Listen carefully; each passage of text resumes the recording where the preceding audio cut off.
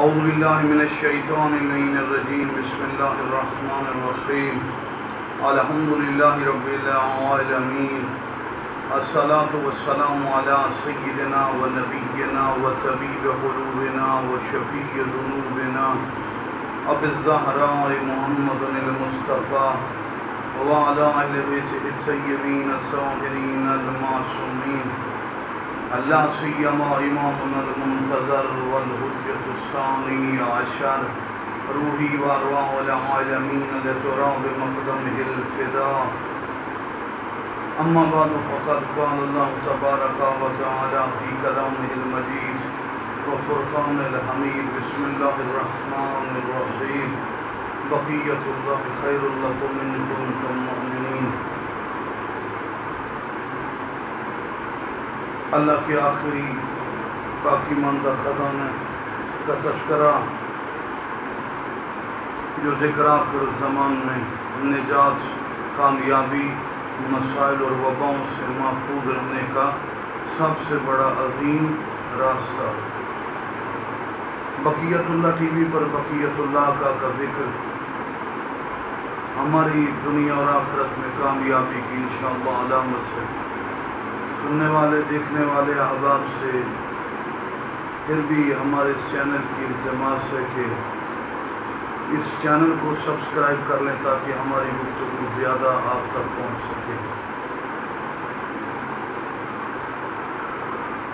حاکم زمانہ، امام زمانہ، حاکم زمانہ، وہ عظیم ہستی کہ جس کے آنے کے بعد، جس کے ظہور کے بعد وہ حالات ہوں گے جو اس سے پہلے کسی نبی امام کے دور میں نہیں۔ حتیٰ کہ آپ تعجب کریں گے، ہم نے کافی کتب میں پڑھا ہے کہ ملائکہ جو عموماً آنکھوں سے اوجھل رہتے ہیں، فرشتگان جو نظر نہیں آتے، اور اگر بعض مقامات پر ظاہر بھی ہوئے تو یتشکل باشکال مختلفہ، کبھی کسی صحابی کے روپ میں، کبھی کسی حوالے سے، کبھی کسی کے روپ میں، اپنا اصل شکل انسانی شکل میں تو آئے، اپنا اصلی شکل جو ان کا حجم، ان کی قد کاٹ وغیرہ وہ نہیں نظر آئے۔ حتیٰ کہ سید الانبیاء کے بارے میں ہے کہ 2 دفعہ نبی پاک نے جناب جبرائیل علیہ السلام کو ان کے اصلی وجود سے دیکھا تو زمین اور آسمان تک مشتمل تھا۔ امام زمانہ کے دور میں چونکہ لوگوں کے دل بڑے فولاد اور مضبوط ہوں گے تو فرشتوں کو لوگ ان کی اصلی شکل میں دیکھیں گے۔ آج کو حضرت جبرائیل علیہ السلام یا فرشتوں کو دیکھ کے شاید مر جائے، برداشت ہی نہ کر سکے۔ تو امام زمانہ جو حاکم زمانہ ہوں گے، امام کس نئے لقب کے حوالے سے کہ امام کی حاکمیت سے، تو ان فرشتوں کو ان عام لوگ ان کی اصلی شکل میں دیکھ کر بھی پریشان نہیں ہوں گے۔ امام کے بعد آنے والے حالات میں مردہ اجسام پر حیات طاری ہو جائے گی، نحیف اور ختم ہوئی گلی سڑی ہڈیوں کو حیات نصیب۔ وجود دوران اس غیبت کبریٰ کے دور میں لازم ہے کہ امام سے رابطے کے حوالے سے یا صالح یا ابا صالح بار بار تکرار کرتے تاکہ ہو سکتا ہے ہماری اس گفتگو میں بچوں کو بھی یاد ہوگی۔ یا صالح یا ابا صالح یہ امام کو بلانے کا طریقہ ہے۔ اس کے علاوہ یا اللہ یا محمد یا علی یا فاطمہ یا مہدی یدرکنی ولا تغلقنی، یہ امام نے خود فرمایا۔ دیکھیں علوم کی بڑی عظمت ہے، ناقص منطق معنی بیان فلسفہ اصول کلام، لیکن یہ تمام چیزیں مقدمہ ہیں، ذیل مقدمہ ان کے ذریعے سے پہنچنا ہے۔ جو حقیقی دین ہے وہ آئمہ کی معرفت ہے، خدا کی معرفت ہے، دین کا پتہ ہو۔ یہ تمام علوم، فنون، طریقے ہیں، یہ اصطلاحات ہیں۔ امام زمانہ کی معرفت اصطلاحات میں سے نہیں، شعارات میں سے، علامات مذہب میں سے۔ تو یہ فریضہ سب سے بڑا ہے، یہ سب سے بڑی معرفت ہے، یہ سب سے بڑی علمی بلندی ہے۔ اور جنہوں نے یاد کیا ان کی مشکلیں بھی حل ہوئیں۔ پچھلے درس میں عرض کر چکا ہوں کہ چند ایک مقامات کا ذکر کہ جہاں امام کا فیض حاصل ہوا. اس کے علاوہ میں نے عراق مسجد جمکیران، مسجد امام حسن مجتبیٰ قم، نجف، کربلا، سامرا وغیرہ میں جو امام کے مقامات ہیں. اس کے علاوہ مکہ مدینہ میں بھی، اور مکہ میں امام کی آج بھی وہ جائیداد موجود ہے جو مقام طیبہ میں ہے، یا مولا کا گھر بیت الحم، جہاں پہ چرا بجو وقت ضرور. آج ہم آپ کو بتانا چاہتے ہیں کہ مشہد مقدس ان کے جد پاک مولا رضا علیہ السلام کے حرم میں بھی لوگوں کو فیض حاصل ہوا. جیسے واقع ایک شخص کا جس کو ٹی بی کی تکلیف تھی، سیل نام بیماری جیسے فارسی میں کہتے، خون آتا تھا، کھانسی بے انتہا تھی، بیچارہ خود بھی تنگ ہو جاتا، ساتھی بھی تنگ ہو. پریشانی کے عالم میں ایک تو مولا رضا کی زیارت کرتا، مولا امام زمانہ کو یاد کرتا. اچانک رات کے وقت دیکھا کہ امام رضا علیہ السلام مشہد مقدس میں ایک صحن میں داخل ہوا ہے جہاں پہ روشنی ہے، پریشان بھی بڑا ہے، کھانسی بھی بہت آتی ہے، ٹی بی کی تکلیف ہے وغیرہ وغیرہ. اللہ کی ذات امام کی ان معجزات اور ان عظمتوں کے صدقے میں ہمیں بھی شفا عطا فرما. جو مومنین پریشان ہے مولا ان کو بھی شفا عطا. اچانک کیا دیتا ہے کہ امام رضا علیہ السلام کے حرم میں صحن میں امام زمانہ علیہ السلام تشریف فرمائے.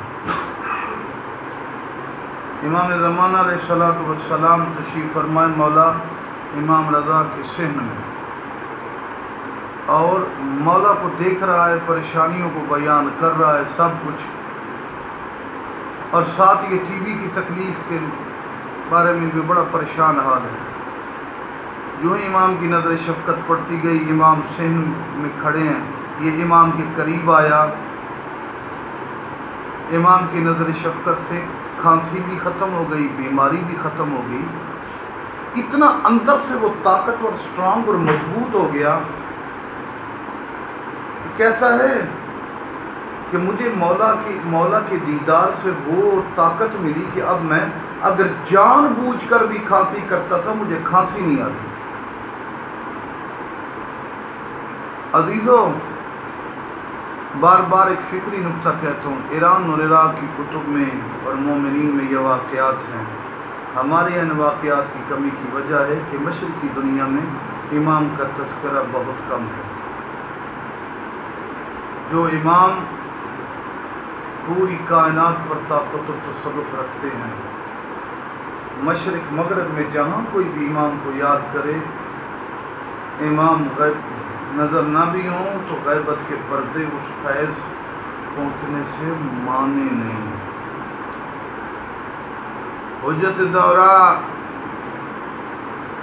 امام زمانہ کے وجود سے بڑے بڑے غریب اور نادار لوگوں کی غربت، تنگ دستی، بیماریاں ختم ہوئیں.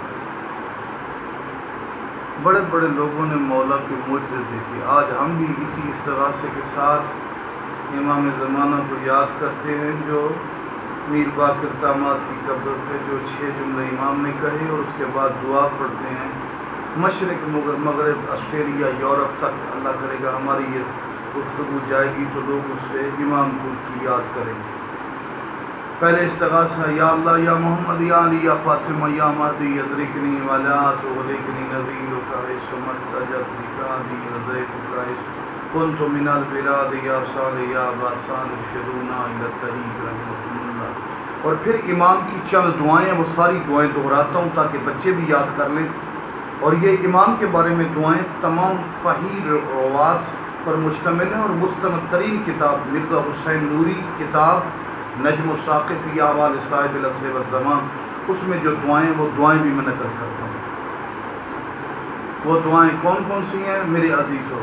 ایک یہی ہے، اللہم کل ولیک الحجۃ ابن الحسن صلواتک علیہ وعلی آبائہ فی هذه الساعة وفی کل ساعة ولیا وحافظا وقائدا وناصرا ودلیلا معینا حتی تسکنہ ارضک طوعا وتمتعہ فیہا طویلا. ایک یہ دعا، اللہم اجل ولیک الفرج. ایک دو یہ دعا، یا رب محمد مال محمد صلی علی محمد مال محمد وجل فرج آل محمد صلوات کاملہ. یہ دعا یا رب محمد اجل فرج علی محمد، یا رب محمد احفظ غیبت محمد، یا رب محمد انتقم لابنت محمد۔ ایک یہ دعا، ایک اللہم صلی علی محمد وعلی محمد وجل فرجہم وسہل مخرجہم۔ میرے احباب سے ہے کہ ان جملات کو بھی اور واقعے کو بھی اور ان دعاؤں کو بھی یاد کریں گے، اس ولی یاسر کا صدقہ مشکل حل ہوگی۔ مالک ذوالجلال امام کی معرفت، تقرب، دعا اور توسل کے توفیق عطا فرمائے۔ السلام علیکم۔